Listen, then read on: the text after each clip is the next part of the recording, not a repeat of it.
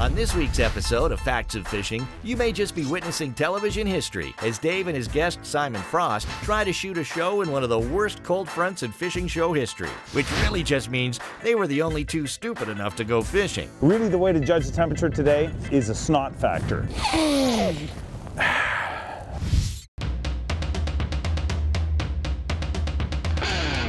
I'm Dave Mercer, pro angler and all-round fishing big mouth.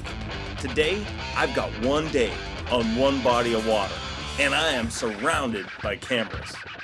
Unfortunately for me, but fortunately for you, they're going to show you everything that happens, and I mean everything.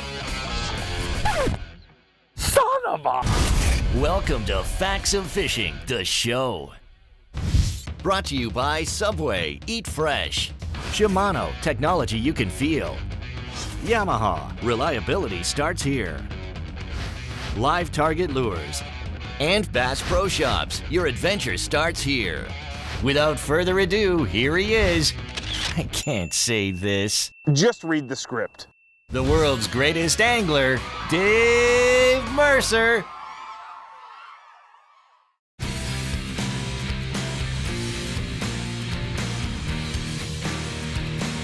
Welcome to Facts of Fishing, the show. And here's the deal this week.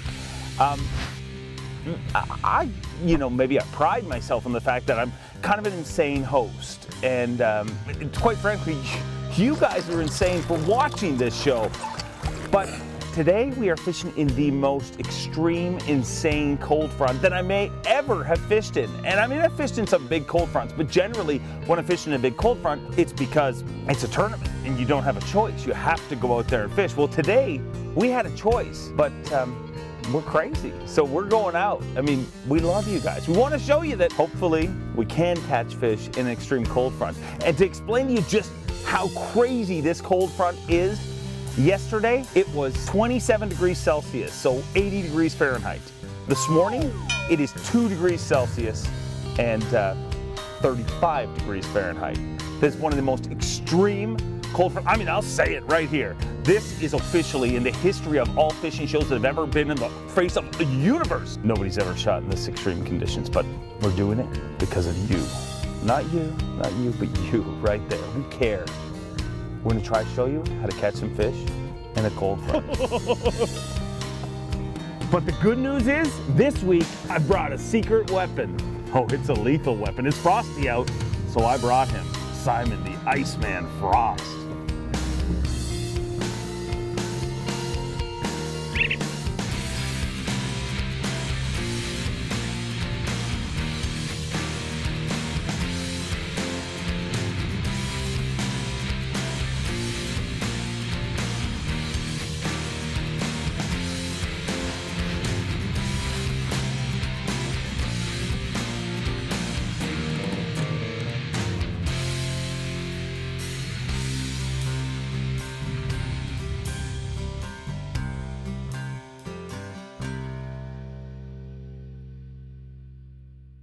See the rock pile there? That's just out behind us to the left. Fish sitting on it right there. You can see him sitting right on top of a rock pile. Looks like a little white line. You see the rock pile behind us, and with the casting ring, I can tell that rock pile starts at about 65 feet behind us. I mean, it's cold today. I mean, we can talk about Celsius, Fahrenheit, all you want. Really, the way to judge the temperature today is, I mean, it sounds crude, I'm sorry, but is a snot factor. I mean, it's a snot factor of 4.5, which basically means you have about 4.5 seconds in between drippage. So every 4.5 seconds, you'll hear me go. That's a strong snot factor. I mean, it's actually definitely the worst snot factor I've ever shot a show in.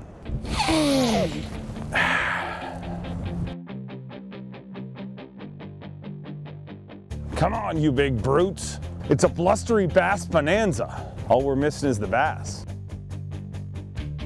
There's another boat out here. We're not the only insane ones. I just got smoked. Definite hit. Nice. No slime, no nothing. Definite hit though. Like, dunk. Why he wasn't hooked, I have no idea. Probably because he is frozen. His mouth would not open. It's sealed shut. Oh, gotcha. Oh, dude. Come here, buddy. Chill out. He's no giant. But I'll tell you what he is. That right there is the first fish ever caught on a lure that I honestly believe is gonna change the way people think about crankbait fishing, and that is the live target bait ball. Oh, smoked it. Man, I tell you, this is a bait that has been in development for a long, long time. And this literally, I mean, people talk about prototypes. I'll let this fish go. But this is the purest form of a prototype. This literally is a bait that was glued together, put together. I mean, this is an advanced sample, but the whole theory behind this is, think about it. I mean, we all use crankbaits and they're round, right? Well, those same crankbaits that are round are supposed to imitate bait fish that are actually long and skinny. So it only makes sense the folks at Live Target figured it out. We've all had it wrong for years and years. When a fish sees that shape of a crankbait, it doesn't think it's one bait fish. It thinks it's multiple bait fish, and they're trying to break that bait ball apart. Live Target invented the bait ball, and I'm telling you what, so far it's working.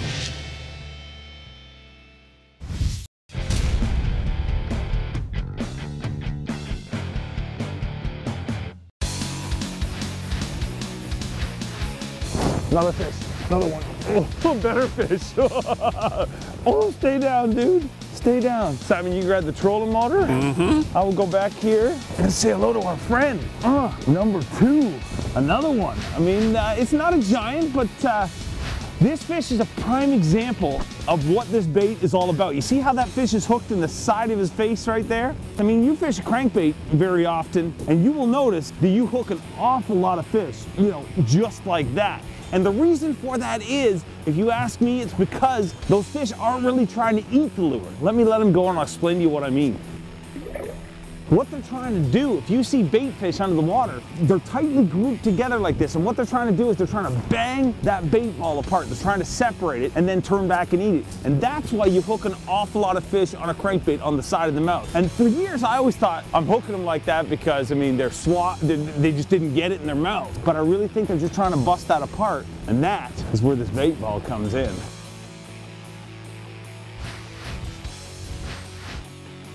Fish! There you go. He just smoked it. I'll hold us off the rocks here. Not a giant, but quite honest, I'm really impressed with catching anything. You know, catching fish under these conditions, absolutely incredible. There's a fish. Dave's got another one on right now. Just fantastic. Man, oh man. I gotcha. Okay, I gotta get us off the rocks. You let that one go, dude. I mean, just like Simon says, you see what I did there? Simon says, not the kids made fun of him in school for saying that, but just like Simon says, put your hands in your head. No, I'm only joking. But just like Simon says, in these cold conditions, if you're catching anything, it's unbelievable. Just goes to show you, don't be scared in the nasty cold. Get out there, chunk and wine, and you catch yourself a bunch of fish. No giants yet. I mean, I'm not telling you these are giant fish or anything like that, but it's early and we're catching them. Come on, fish. Give us a few big ones. Feel like I'm in a tournament. Feel the fish coming. There's one. Told you I was gonna get one. Oh, I love calling my shot. Oh, I lost him. See what happens when you get all cocky? I literally called my shot. I just said I'm about to catch one here, and boom, biggest fish of the day so far. Eats. I got a little bit wound up. I don't know if you can tell that, but I'm a little keyed up because we are so limited in where we can fish. I mean, on one of the biggest lakes in the world, and we are stuck fishing a very small zone. And there's fish. Oh, he smoked it. That's a good one. Simon, you want to grab the trolling motor, buddy? Yep, absolutely. Oh, big fish. We are so limited in the area we can fish today. But, you know, as soon as I had opportunity to use these baits, I wanted to take advantage of it. Oh, gotcha. Woohoo! Look at that dude. Oh. Even with the limited area we have to fish, we are learning to that you can still catch them. I mean, like I say, this is history in the making. These baits literally got put together, you know, overnight. The folks at Live Target literally stayed up all night putting these baits together. These are true prototypes. It's one of the most overused words in fishing, prototype. Let me let this guy go. Oh, the water is actually warmer than the air right now. But that is truly one of the most overused words in fishing, prototype. You hear everybody say, oh, I caught it on a prototype, or I'm using a prototype. And generally, I mean, they're far along. They're advanced prototypes. But these are literally the first fish that have ever been caught on this Live Target bait ball. And the production version of these is gonna look a lot more refined and a lot more polished, but I gotta be honest, I don't know how I can catch them any better than these are today.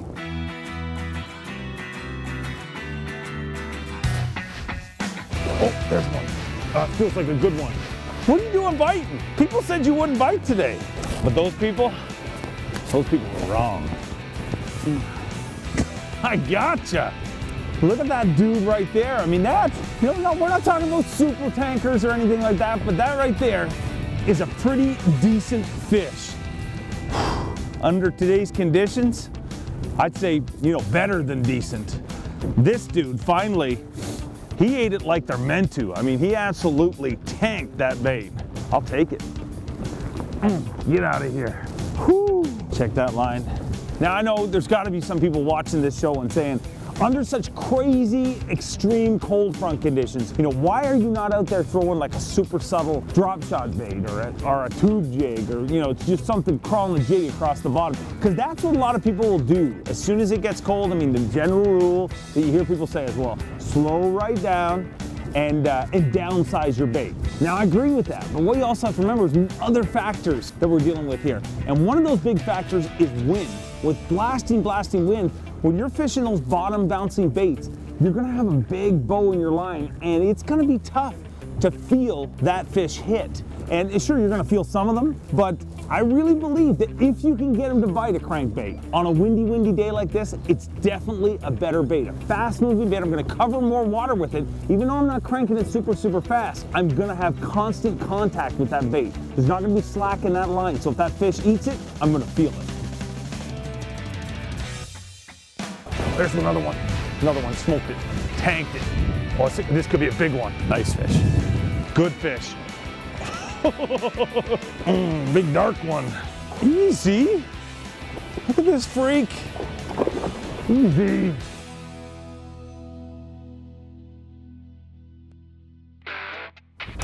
Ow. Whoa. Yeah, camera rolling on that.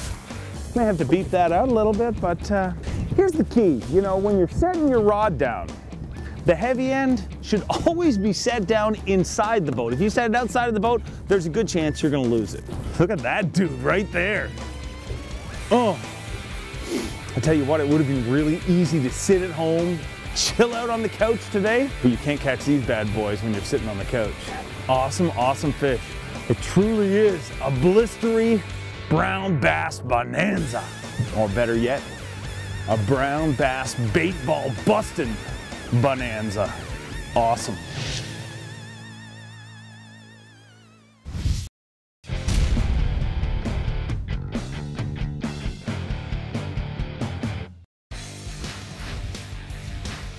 The only problem with blowing this way, we just went past it at 60 miles an hour.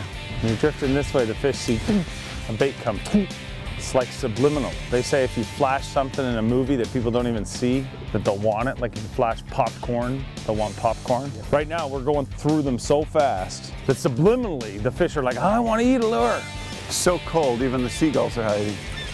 Look, there's a fish right there. You can see him. Blast! Did you get smoked? Man! That's what happens when you don't pay attention. You know, it's really easy to miss fish and lose fish, especially when you're fishing with the wind like we are right now. When you're going against it, you know, it kind of works in your favor, but when you're doing what we're doing right now, that fish hits your bait, it can knock slack in your line, and you're also moving towards it, so it is very easy to lose some fish. You're gonna fish a lot more effectively going into the wind. The problem with going into the wind for us is we're caring about you guys, so we want the sound to be good.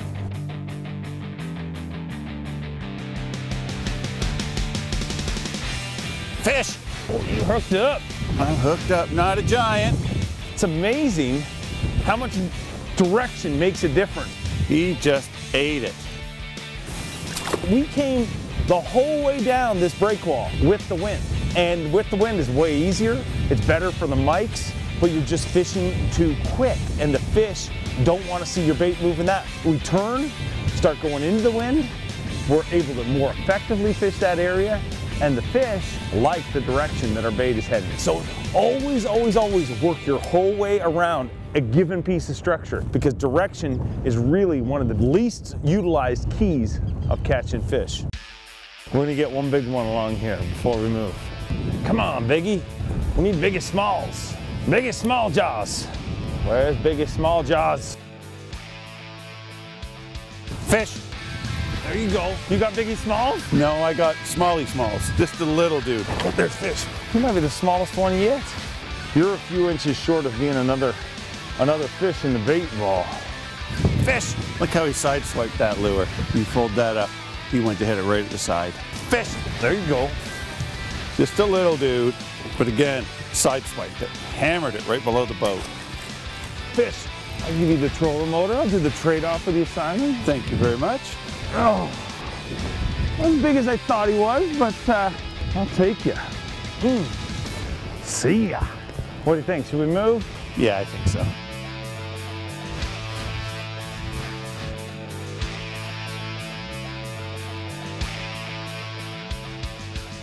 Oh, there's a fish. Oh, smoked it.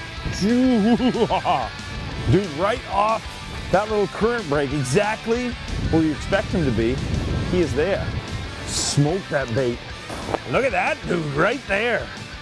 Right off that little current break, exactly where you would expect him to be, he was there. And I'll tell you one thing, that dude right there dusted that bait. Good one too. I love it. For the fishing trip of a lifetime, contact Lake Erie Smallmouth superstar Simon Frost for some Lake Erie finned freaks of nature.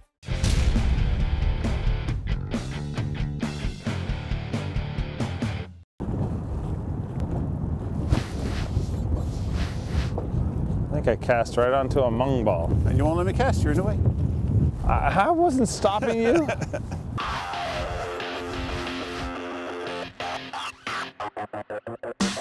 Oh, there's fish. Went to the square bill, and he smoked it. Easy. It's all about fishing what's in front of you. Most of our fish today have definitely come on the deeper diver. But when you roll into an area like this that's a little bit shallower, don't be lazy. I mean, I'm lazy sometimes, and I won't make that change, but by making that subtle change, you cash in on a few more fish. Fish! Oh, big one! I'm getting re-rigged and you hooked up. You found Biggie Small Jaw. Oh, he's not hooked that well. Dude, you caught Biggie Small Jaw. Oh, look at that beast. Take your fish. See, we switched baits. A little earlier, I was throwing a deep diver. We came in a little shallow. Some big boulders here. So I put a square bill on, bouncing along the boulders. I hit the boulder, stop it, it floats up. This fish just crushed it. Fish. I decided I'm gonna throw on a jerk bait, and guess what? They eat the jerk bait too. Relax. That was literally the first ever cast with the bait ball jerk bait. Oh, I just tied it on. As Simon said, we moved in shallow. He went with the square bill. I was re-rigging and putting on that jerk bait. This dude comes out eating. And a good one too.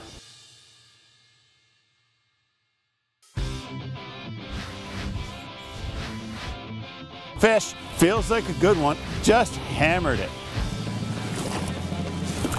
Oh, made a little mistake on that fish. I didn't retighten my drag, so when I set the hook, it actually ripped drag, so I thought I had a real big one. Always double check your drag before your next cast. There's fish. Oh, good one too. Oh, another one of the jerk bait. Not as big as I thought he was, but way too many fish in here to mess around with that guy. Whew. Hooks in my hand, snot running down my face. But the craziest thing about this whole deal is, for some strange, unanswerable reason, I don't feel too cold anymore. Fish! Another one up there!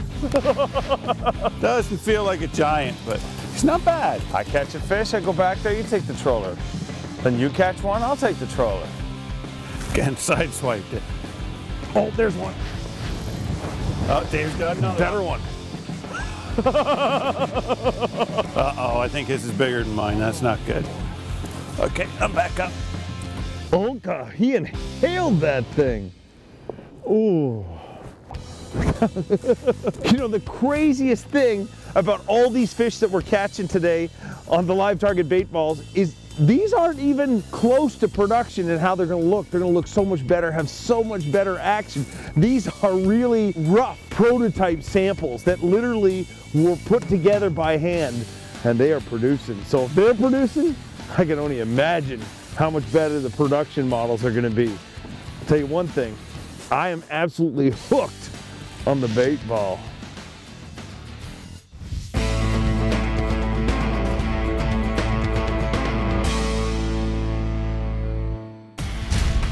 Dave and Simon fished for 4 hours, made 857 casts, and oddly enough, actually caught 21 fish, which is about 20 more than I figured they'd catch. And that's the score. Now it's time for the facts. These guys caught every single fish on one of the brand new live target prototype bait ball lures. They fished the threadfin shad crankbait and square bill on a 7'6" Shimano Kumara crankbait rod paired with a Shimano core spooled up with 14-pound fluorocarbon line. When it came to the live target Emerald Shiner bait ball jerkbait, they fished it on a 6'10" Shimano Crucial jerkbait rod paired with a Shimano Stratic 2500, spooled up with 15-pound Timber Brown Power Pro Super Slick and a 10-pound fluorocarbon leader. Okay, so this is the part where I'm supposed to say, and that's the facts. But before I say it, here's the real facts. Hey, live target, next time you want to test an incredible new lure like the bait ball, maybe you should give a real angler a call, like, say, me. And that's the facts.